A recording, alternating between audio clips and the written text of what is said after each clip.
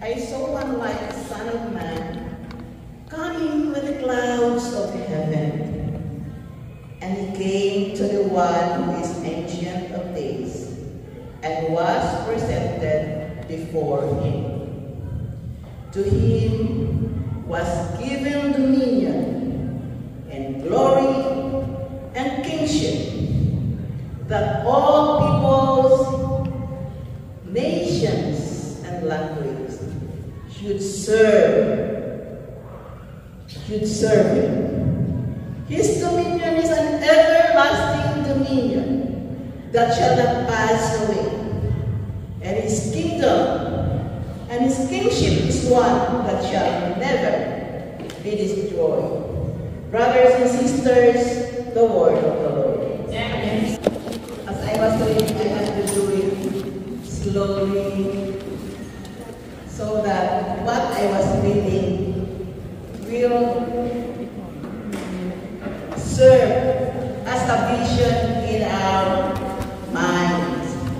The vision of Daniel will also be visualized in our minds. Mag-English tayo because we have an English speaker.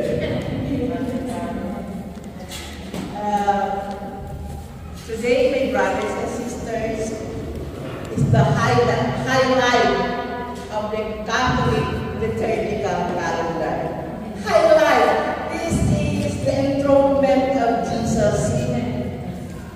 A grand coronation, majesty, powerful. Wala ka nang hahanapin pa. Yung coronation ng mga hari dito, the coronation of kings on earth, are not weighty, are not,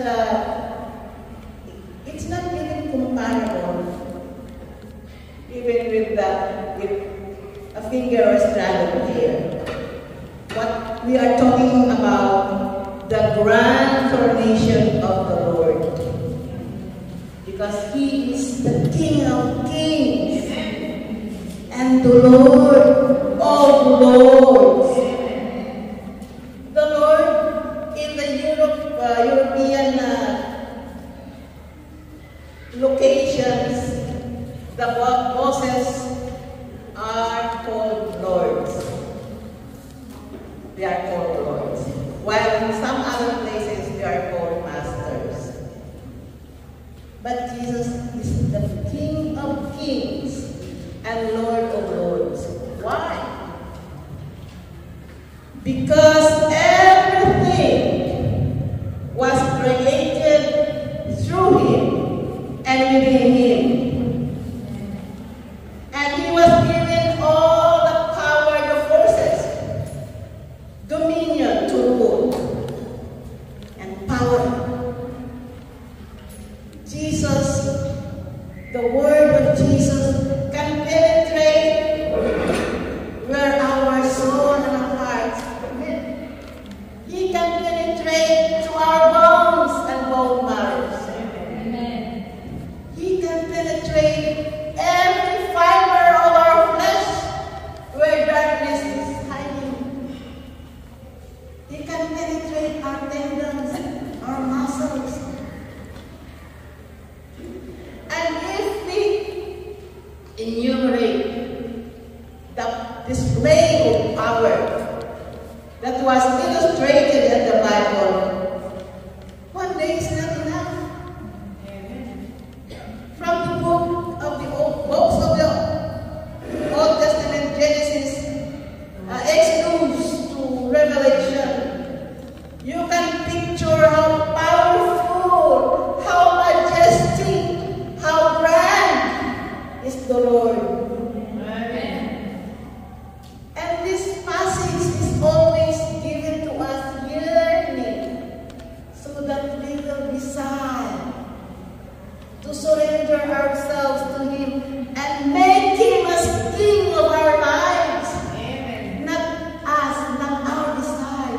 He cannot be our King if somebody is sitting in our hearts, because this is the dwelling place of the Holy Spirit, which is Jesus Himself.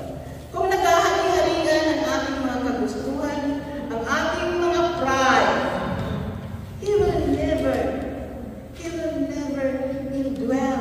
He will never reign as King in our hearts. Amen.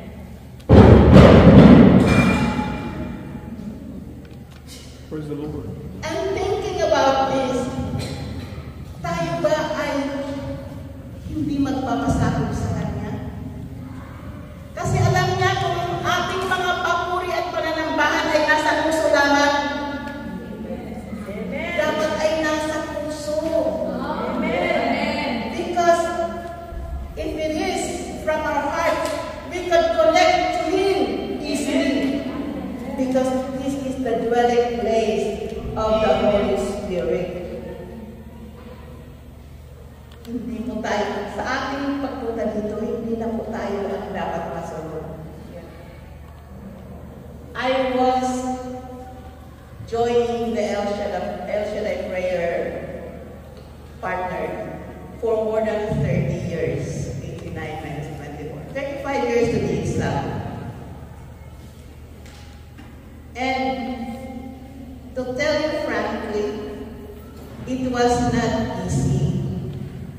Because time, as I listen to the Word of God, as I listen to the promises of the Lord, it molds me every time. It molds me. Hindi naman, it was not perfect right away. Even today, it was not yet perfect. Because I have a lot of falling also. But He has a lot of promises. And He loves us beyond our understanding. What we are telling here, brothers and sisters, is witnessing. The best thing to witness is to have an encounter with the Lord. Amen po ba? In 2007, I had an encounter with the Lord. He allowed me to hear His voice 24 hours for 5 days. He was teaching me a prayer because I don't know how to pray that time. When somebody asked me to pray over her, so I told myself, oh my God, I don't know how to pray on my own. But it will be very embarrassing to the Lord if I will decline. If I will refuse, it will be embarrassing. So I said, come, let us pray. And we pray the Lord's Prayer. There was something going on when we were praying. And it was, for me, it was, I was just surprised. It was very amazing to experience. Because I did not even know that the Holy Spirit already was working that time. Because the visible sign of the Holy Spirit, I only received it when I was 42 years old. I am 60 now. So I decided to speak to the Lord when I was 27. Speak spirit to spirit. Because when I attended a fellowship, somebody was speaking in tongues, and that person, I know her. Because he was like a little bit far from the neighborhood, but I know her, that she was a gentle person. So I asked the elderly beside me what was going on with her. And she told me, she's speaking to God, spirit to spirit. And I was amazed. I was speaking like this with my shoe. I would like to speak to God too, spirit to spirit. I was 27 that time. And I speak in tongues when I was 42. It was a process. Although I had dreams, it's like a prophetic dreams. But the visible sign of the Holy Spirit, I received it when I was 42. from the desire when I was 27 to speak to the Lord spirit to spirit. So my brothers and sisters, when he was teaching me a prayer, 24 hours a day for 5 days, the force was welling in my heart on the third day. I said, I hope I will be called in the Bible study to pray so it will be released. But I was not called, and I am a very, very shy person. I will never volunteer to pray. I am very shy. So I pour out my heart when we sang, shout to the Lord. And the force that was there was like a bomb that exploded, running through my veins, running. As if the feeling was like my fingers will explode, my toes will explode. It was a very, very powerful encounter. Brothers and sisters, with that encounter, I felt that nothing will ever stop me from proclaiming His goodness, from proclaiming His power. Pero, bugbog sarado ako sa mga pagsubok. Kung i-compare ko sa mga kapatiran natin, bugbog sarado talaga. But I understand it because I carry the light of the Lord. Parang tao ako na may dalag sa akin, hinahalo-halo siya ng unggoy, di ba? So I understand that the enemies will come after me. But there's a lot of promise by the Lord. Promise that is very powerful. He promised us that He will never leave us nor forsake us. So why would you worry? Why would you fear? Praise and glorify His name in times of trouble and in times of joy. Dapat hindi nagbabago ang mga papuri sa ating puso dahil siya ay hindi nagbabago. Natatandaan ko paano una akong nagbigay ng inspirational talk. Ang sabi ng Panginoon, magpatirapan ka. It was there upstairs. Magpatirapan ka. Pag sinabi ko magpatirapan ka, lumog ka na ang mukha ko ay nasa sahig.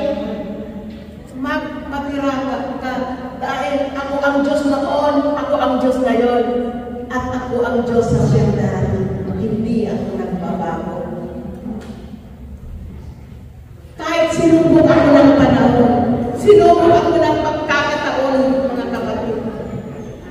Tumatayo ako dito upang luwalhatiin ang kanyang pangalan. Sino ba ako sa dami ng tao sa mundo na pinili niya? Ihayag sa akin kung sino siya. Siya ay hari ng mga hari at Panginoon ng mga Panginoon at ako ay isang makasalanan lang. Brothers and sisters, pakunin natin sa sarili natin ang kanyang mga pangako. Ibigay natin ang puso sa kanya. Hindi siya mananahan sa puso natin bilang isang hari kung ang puso natin ay may naghahari. Kagaya po ng isang baso. If the glass is half full, you cannot pour anything on it because something is there.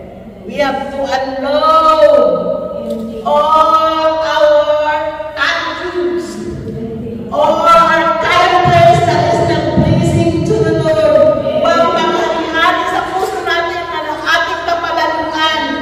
because we cannot do anything. Hindi nga natin kayang maputiin ang ating buhok. Kulayan lang natin yun ang kaya natin. If we compare Jesus to the kings to have reigned before Him, I would suggest you to read the book of Daniel, because there were visions before this vision of enthronement. The visions of the empires, kingdoms that came before Him. And it was mentioned, the beast, animalistic kingdom. But the kingdom of Jesus to reign is the kingdom of the Son of Man.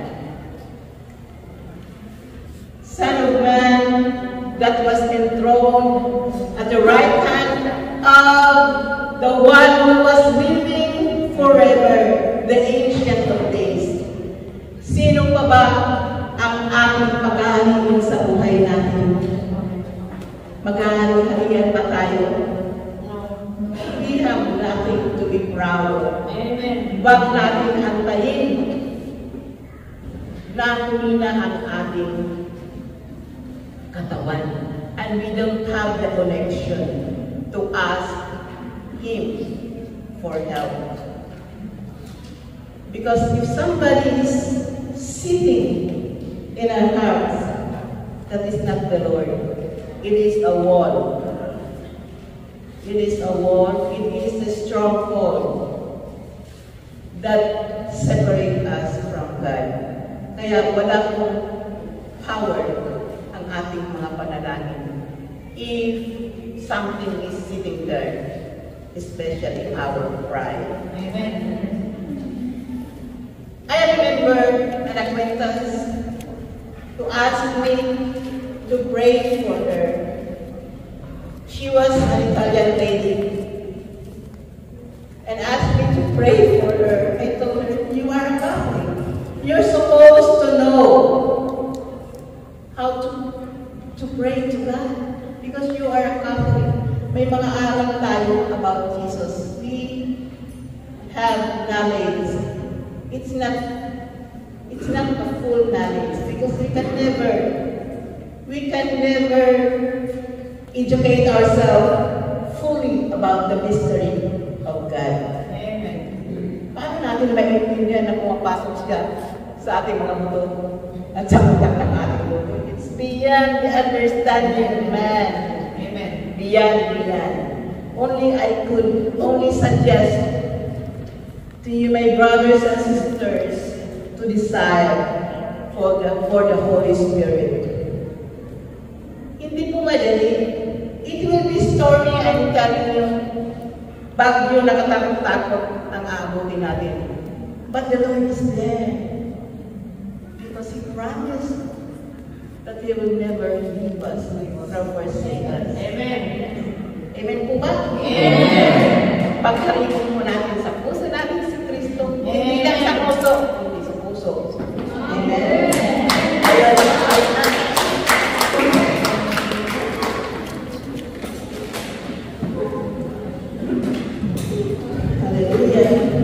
Hallelujah. Amang Diyos na buhay, nagahari magpakailanman.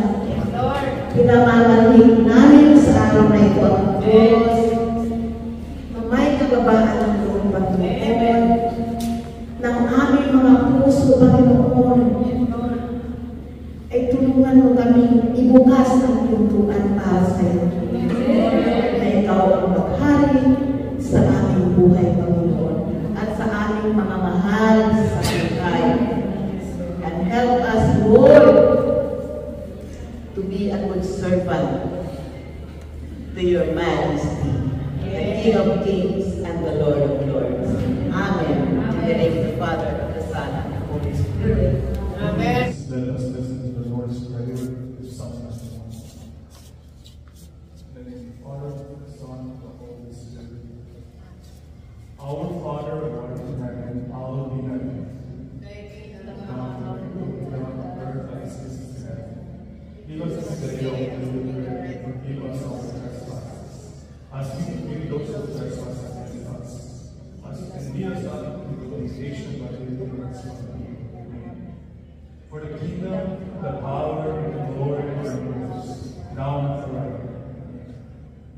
Psalm 19. Wherever goes the Lord for safety, wherever it reads under the protection of the Almighty, can say to me, you are my defender and my protector. You are my God, and in you I trust.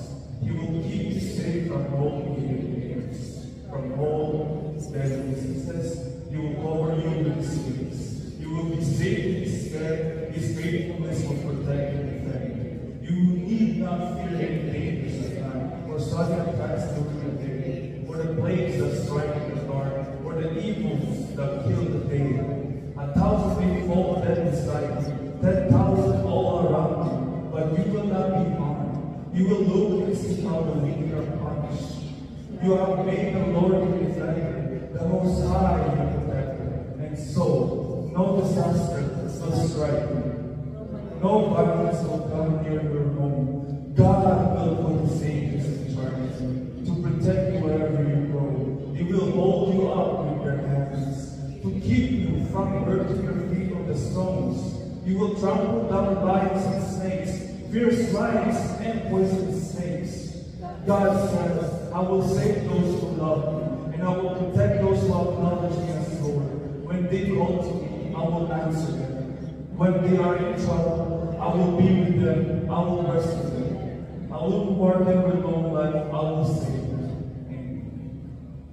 When I shut up the heavens so that there is no rain, or command locusts to devour the land, or send a plague, if my people are called by my name, will humble themselves and pray, and seek my face and turn from their wicked ways, then will I hear from heaven and will forgive their sins and will heal their land. The word of the Lord.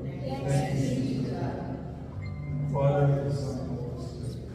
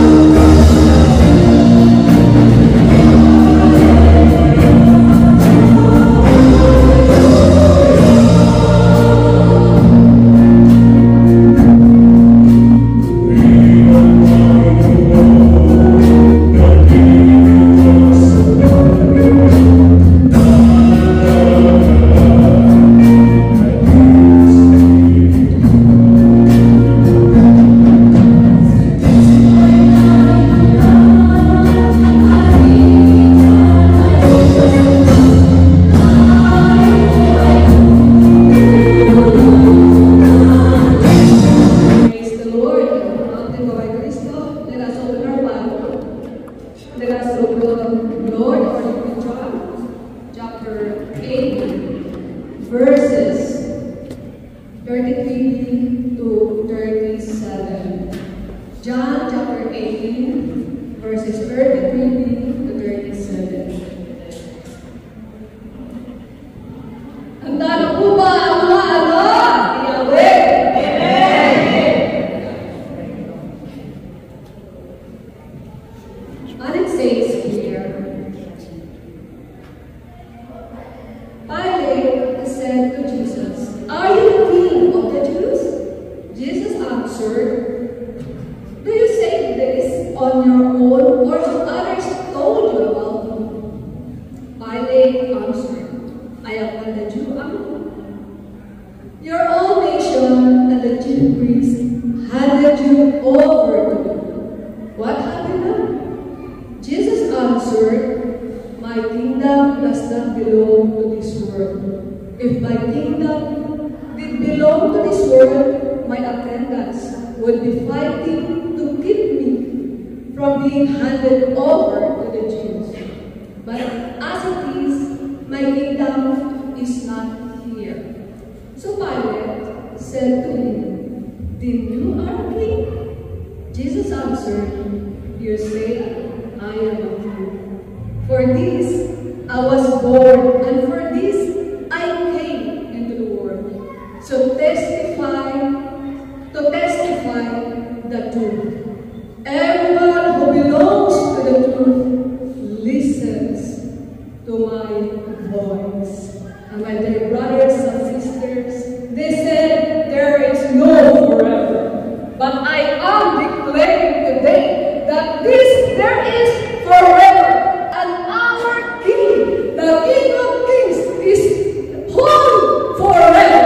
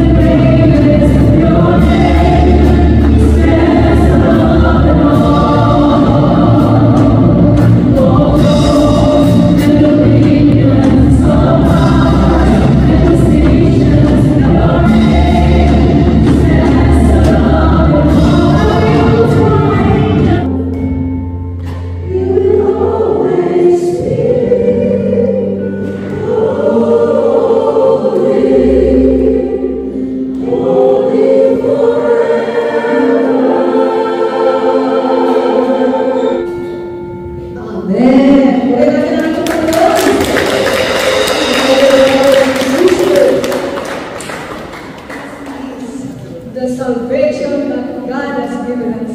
The Word of God that gives us salvation. Bago po tayo po, before we can sit down, let us proclaim that our Lord Jesus Christ is really the King of Kings. We will say, "Viva Cristo Rey!" Viva Cristo Rey! We can sit down in the presence of the Lord.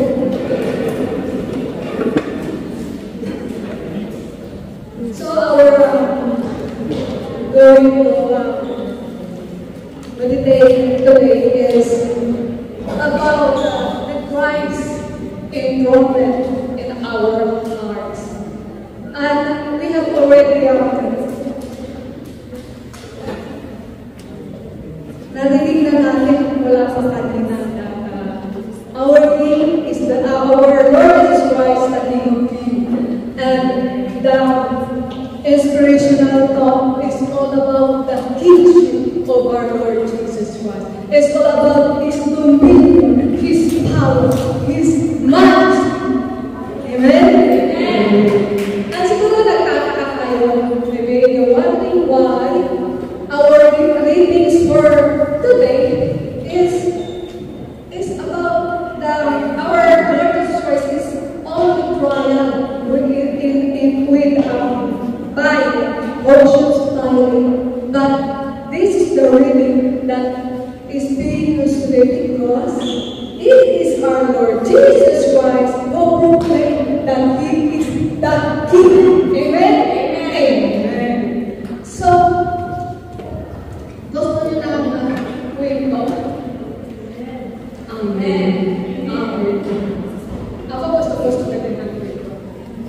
important lesson.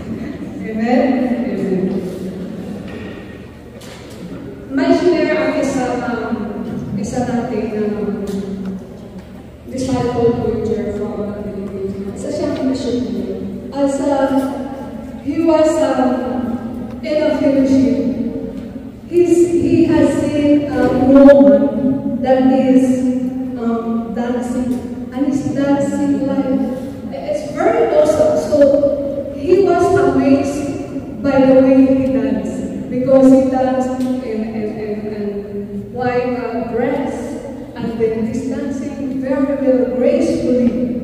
But the thing is, as he was watching that woman dancing, and he said, it is amazing how he worshipped the Lord.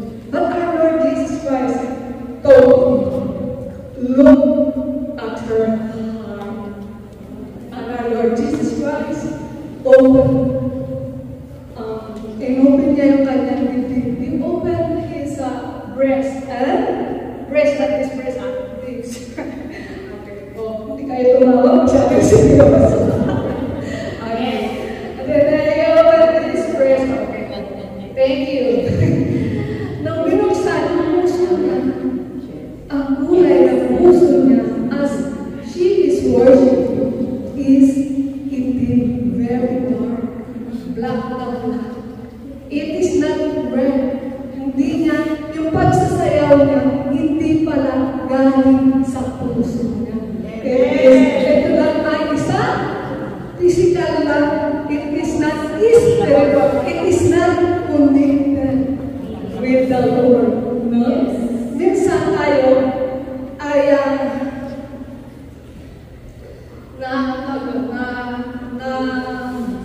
mislead when we look at the people who is being there, we're looking at them worshiping what we are doing. We think they are really connected to the Lord, but it is not in the heart.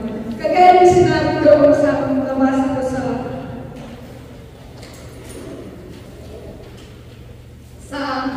Facebook.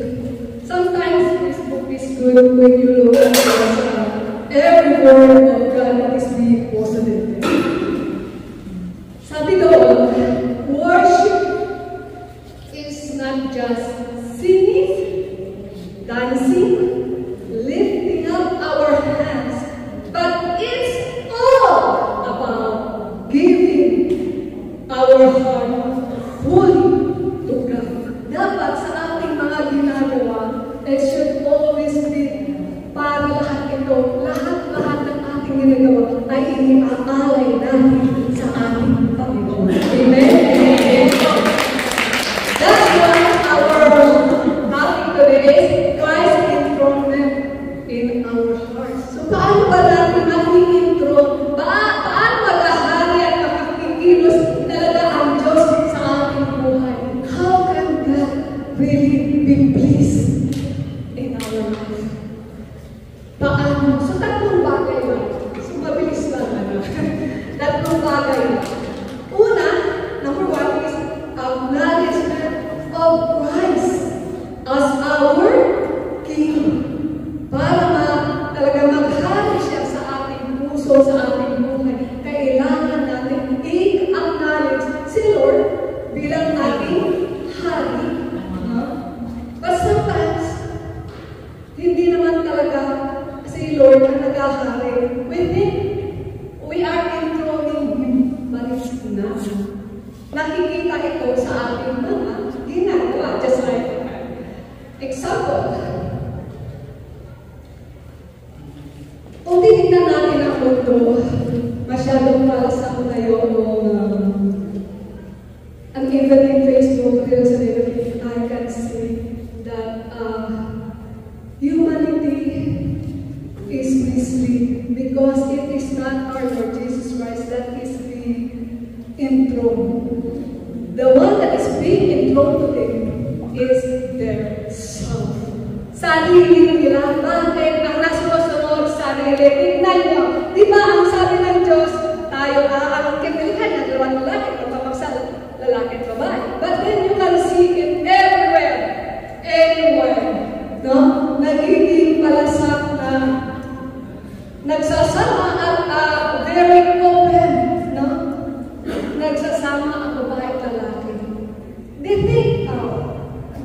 be born as a girl, as a boy, but he said, I don't feel like I am a boy. I feel like a woman. I don't feel like a girl. I feel like a man.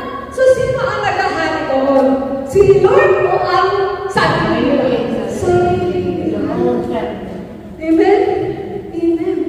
So, hindi talaga sarili yung naghahari. Ano ba? You know, sometimes we have an altar. Every one of us has an altar, right? Yes. Amen? Yeah. Amen. But yet, we have an altar. Pero may mga ibang nakalagay doon. For example, yung nanay ko, nanay-nanayan ko, at tatay-tatayan ko, we have an altar and the history is there. No? Pero meron din doon, lighter, merong candle is okay because we like it. Pero yung patayan ng bulitin. May Bible, pero nakaibig doon. Yung loto, ticket. Ano pa? Meron pang nakasabi na kung ano-ano doon. Like yung mga red things of the Chinese. Meron pa rin tayo nakikita ng palaka. Na kulay green, na may nakasumpong. Horns. Meron, yung kabayo or anything else na yung ating na kamay. Bola. Itinabi doon sa altar ng Kristong Hari. Ako ng cross na napakalaki. Is that including our God? Yes, we have an altar and yet, hindi naman talaga si Lord. Yung ini-include kasi marami siya kaagahan. We should only include alone our Lord God. Amen? Hindi yung kung ano-ano ang nai-include sa atin. We will pray sa Kanya lang. Hindi tayo mag-pray sa mga negosyo. Hindi tayo mag-pray na gano'n. O kasi para swerte na lalo ko ang aking negosyo. But it's not. No? Dapat lang ang ating Kristong Hari. Ang siya, Panginoon. Siya ang maghari sa ating buhay. Amen? And what else yung alam niyo, doon sa Old Testament, doon sa mga Israelites, the ancient Israelites, nakikipaglaban sila. And pag may nakukuha sila, may tinatago sila. And that is a sin to the Lord. That is an abomination to the Lord. Kasi sabi ni Lord, itago nila, sumuko nila, patayin nila, and then may tinitip sila. And ito yung naging rason why sa pakikipaglaban nila ulit, sila ay natatalo. Because may silang idol na iba. Yeah, meron silang itinatago sa atin sa panahon natin, mga ating-ating. Pwede yung ating-ating ko para ako ay manligaw at may sagutin. Marami akong ligaw, marami akong ligaw girlfriend. So mga babae, kung para ako ay pag nakita ng mga kalalakihan ay sexy. Diba? Ang suko. And that is an abomination to the Lord. So, ito ay isang kasalanan. And when we say enthroned, the King to our hearts is only Him. Ito yung acknowledgement na kailangan makita sa ating gawa na talagang si Lord sa ating bahay, sa ating pamumuhay, na si Lord lang talaga ang naghahari sa ating buhay. Amen? And it's always na si Lord lang yung ating superstar. Siya lang mas kapababaan. They have idols, but sometimes they idolize their father and they imitate what they are doing or imitate the career that their father naging profession, naging conductor din. But mas maganda, it is much but it's much pleasing to the Lord if our Lord Jesus Christ is our superstar. Amen? Amen. O, pangalawa,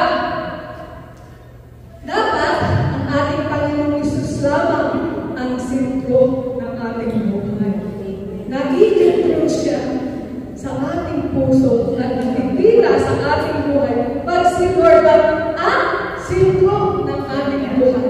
Amen? Amen. Tignan niyo si Matthew. Sa Matthew chapter 14 verses 22 to 30. Si Peter, di ba? Nung nakita niya ating pag-imusot na naglalakad, ginusto rin niya maglakad. Siya ay pinalakad ang ating pag-imusot. So he walks on the water, going to our Lord Jesus Christ. And yet, hindi naging sentro si Lord sa kanya, kaya siya ay lumubog. May nakita siya ng mga ang tagalhangin, yung dilubyo. Kagaya ng mga nakaraan na dilubyo na naman sa ating buhay. No? Doon napatutok si Peter. Kaya siya ay lumubog. Ganon din dapat sa atin, no? Marami tayo na pagkaraan, pero dapat hindi tayo bumibigay. Amen. Dapat tayo ay never give up. Dapat si Lord pa rin ang sentro ng ating buhay. Dahil siyempre ang Diyos na kayang-kayang gawin lahat para sa ating buhay. Our Lord the King can do everything. Amen? Amen. Ano man ang ating nararanasan? Dapat hindi tayo bumibigay. Huwag natin iwanan si ang Kristo mahari. At hindi dapat ang ating sarili ang ating nakikita, kundi siya lang. Amen? Kasi sabi sa Galatians chapter 2, verse 3, I have been crucified with Christ. It is no longer I who live, but Christ who lives in me. And the life I now live in the flesh, I live by faith in the Son of God who loved me and gave Himself for me. Kung talagang ating naiintindihan at tinatanggap si Kristo sa ating buhay bilang Kristo mahali. Amen. Siya na ang nagahari. Hindi na yung mga feelings natin. Kaya yung paglalang makanina. Sabi, hindi na yung mga kung ano-ano selos at kung ano-ano pa. Dapat ang nagahari sa ating dahil si Kristo ay Diyos ng pag-ibig ng pagkakaisa ang naghahari sa ating puso. Amen? Pangatlo, Let us always prioritize Christ in everything. Put Christ the number one in our life. amen? Sabi nga, doon sa pinakakanina before the inspirational talk, seek ye first the kingdom of God and His righteousness, and all these things will be added unto you. Yung nahin sa Matthew chapter 6, verse 33. Kaya nga lang, kung tayo, ano ang hinahabol natin? Sa totoo lang, whom we chase. What we chase is worldly will, material things. Kahit ang oras tinahabol natin. Kaya nga sabi natin, we say, ang bilis-bilis ng oras. Alas pa ito na kaagad. Why? Because we became busy for worldly things. Amen. Worldly things that we chase. Pero sabi, we should chase for Christ, who is the King of Kings, the Lord of Lords. Dahil kung si Kristo ang ating hahabulin sa ating buhay, wala na tayong hahanap-hanapin pa. Dahil siya ang pinagbukan ng lahat ng bagay dito sa mundo. He is the Lord of Lords and the King of Kings who promised us. So ang ating panghawakan lamang yung kanyang mga pangako sa ating buhay. Pag sinabi may gawain, pupunta sa gawain. Amen. Alam nyo, hindi pa. Ako yung magtutok ngayon. Kung maisipin natin, I should not be going to dahil kinikilala kong hari si Kristo ng aking buhay. Even if wala pa akong prepare, I know that God, that our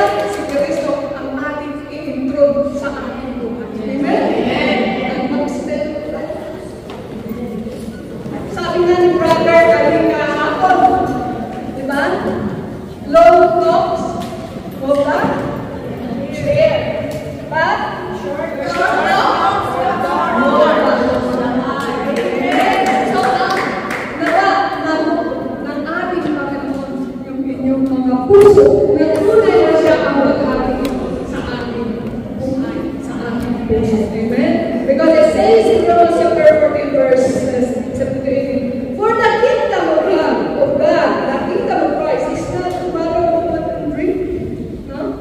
But of righteousness, peace, and joy in the Holy Spirit. Whoever serves Christ in this way is pleasing to God and approved by God.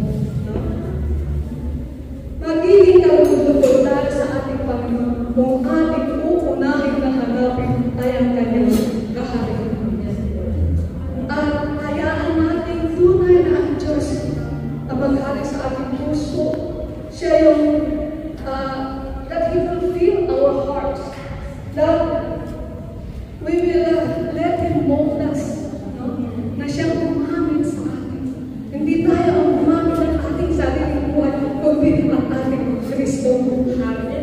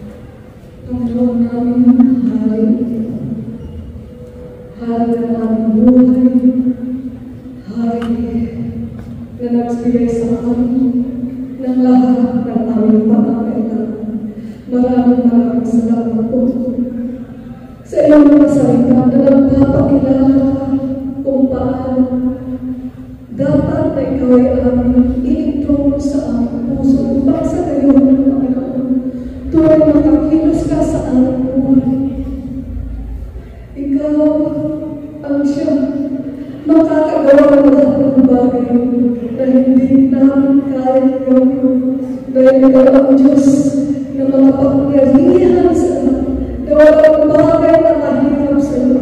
Ikaw ang Diyos, ikaw ang hari na iba sa lahat. Ikaw ang hari ng mga hari, ang Panginoon ng mga Panginoon. Kaya naman ikaw ang nilalagay namin sa aming puso. Ikaw ang aming nag-ahari. Ikaw ang siyang mamuna sa lahat ng aming mga gagawin.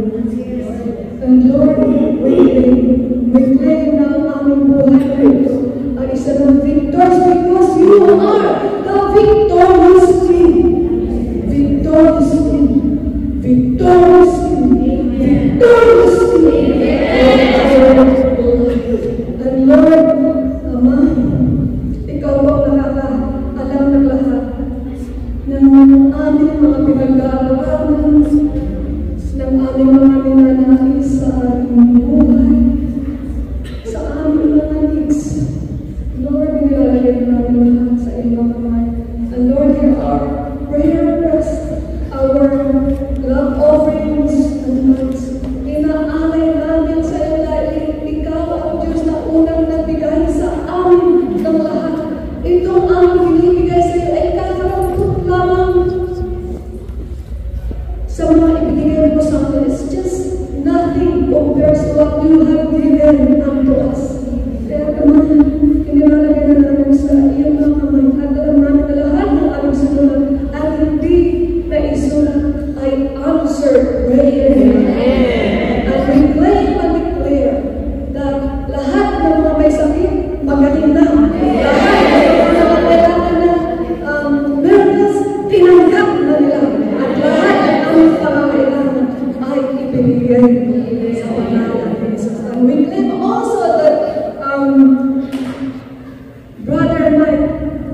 already healed.